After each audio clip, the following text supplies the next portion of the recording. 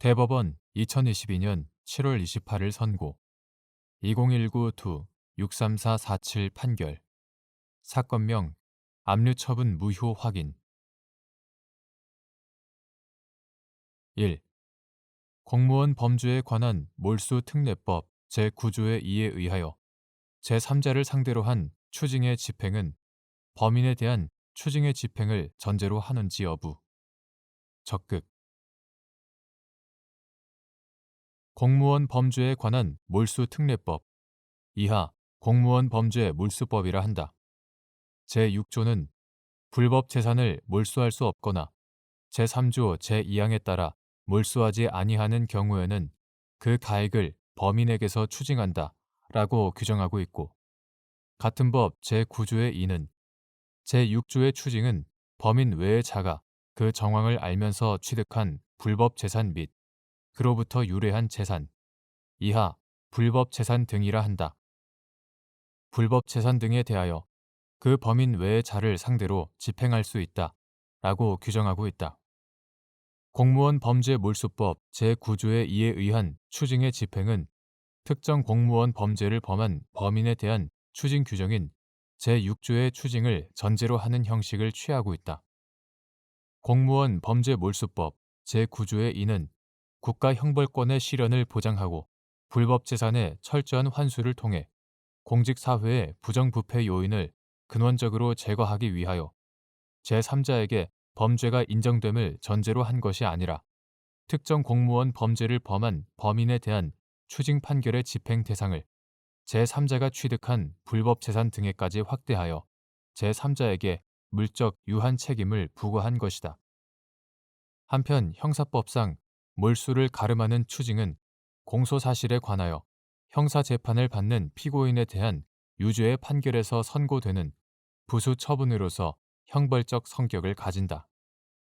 이러한 공무원 범죄 몰수법 제9조의 2의 규정 내용과 입법 목적, 규정의 성격 등을 종합하면 공무원 범죄 몰수법 제9조의 2에 의하여 제3자를 상대로 한 추징의 집행은 범인에 대한 추징의 집행을 전제로 한다고 해석된다. 2. 특정 공무원 범죄를 범한 범인이 사망한 경우 범인에 대하여 재산형 등의 집행 및 공무원 범죄에 관한 몰수특례법 제9조의 2에 따른 범인 외의 자를 상대로 한 추징의 집행을 할 수 있는지 여부. 소극. 이 경우 검사가 취할 조치. 몰수나 추징을 포함한 재산형 등 재판을 받은 자에 대해서 하는 것이 원칙이므로 재판을 받은 자가 사망한 경우에는 상속재산에 대한 집행을 규정하고 있는 형사소송법 제478조 등 특별한 규정이 없는 한 재판의 집행을 할 수 없다. 이에 따라 재산형 등에 관한 검찰 집행사무규칙 이하 집행사무규칙이라 한다.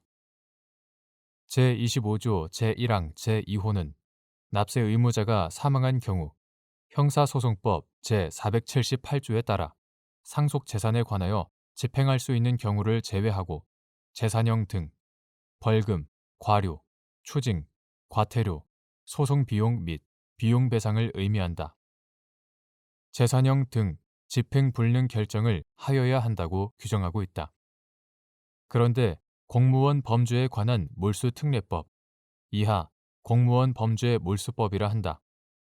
공무원 범죄 몰수법은 특정 공무원 범죄를 범한 범인이 사망한 경우 범인에 대한 몰수, 추징이나 범인 외의 자에 대한 추징의 집행에 관하여 별도의 규정을 두고 있지 않다.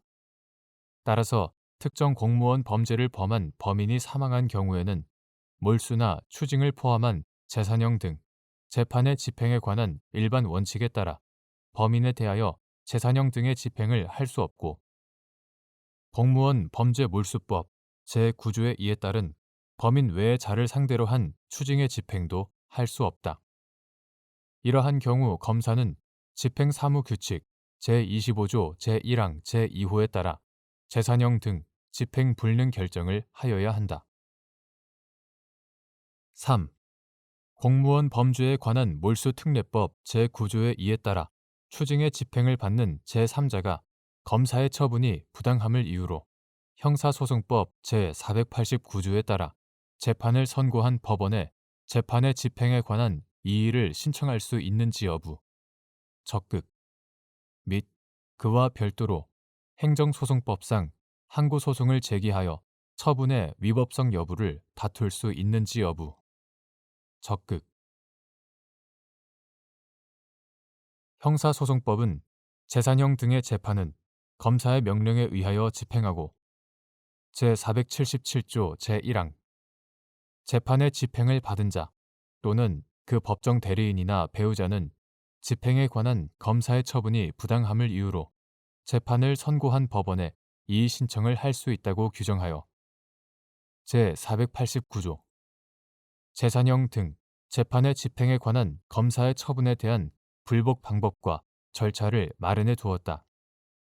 재판의 효력은 특별한 사정이 없는 한 재판을 받은 자에게만 미치므로 재판의 집행은 판결의 선고를 받은 자에 대해서 함을 원칙으로 하고 재산형 등 재판의 집행에 관한 검사의 처분에 대하여 이의 신청을 할 수 있는 재판의 집행을 받은 자는 통상 판결의 선고를 받은 피고인이라고 보아야 한다. 2013년 7월 12일 법률 제11883호로 개정되어 같은 날 시행된 공무원 범죄에 관한 몰수특례법 이하 공무원 범죄 몰수법이라 한다. 공무원 범죄 몰수법은 제9조의 2를 신설하여 범인 외의 자가 정황을 알면서 취득한 불법 재산 등에 대하여 그 범인 외의 자를 상대로 추징의 집행을 할 수 있다고 규정하였다. 그런데 위와 같이 개정된 공무원 범죄 몰수법은 제9조의 2에 의한 집행에 관한 검사의 처분에 대하여 제3자가 불복할 수 있는 방법과 절차를 별도로 마련해 두지 않았고 위 조항에 따라 제3자를 상대로 추징의 집행을 함에 있어 그에게 의견 진술과 방어의 기회를 보장하는 규정도 마련해 두지 않았다. 그렇다면 공무원 범죄 몰수법 제9조의 2에 따라 추징의 집행을 받는 제3자도 검사의 처분이 부당함을 이유로 형사소송법 제489조에 따라 재판을 선고한 법원에 재판의 집행에 관한 이의를 신청할 수 있다고 보아야 한다. 나아가 형사소송법 제489조가 정한 집행에 관한 이의 신청 절차는 공무원 범죄 몰수법 제9조의 2에 따른 추징의 집행에 관한 검사의 처분의 근거 법률인 공무원 범죄 몰수법에서 예정하고 있는 불복 방법이 아니고 형의 선고를 받은 피고인이 아닌 제3자에 대하여 예정된 불복 방법이라고 볼 수도 없다.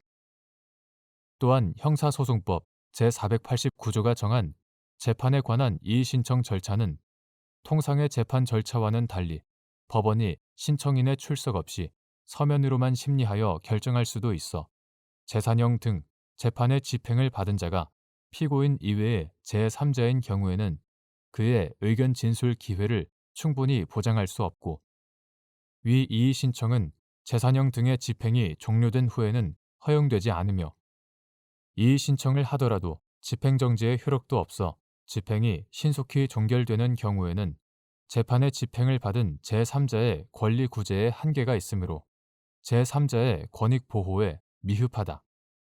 이러한 사정을 종합하면 공무원 범죄 몰수법 제9조의 2에 따라 추징의 집행을 받은 제3자가 형사소송법 제489조에 따라 집행에 관한 검사의 처분에 대하여 이의 신청을 할 수 있다고 하더라도 그와 별도로 행정소송법상 항고소송을 제기하여 처분의 위법성 여부를 다툴 수 있다고 보아야 한다. 4.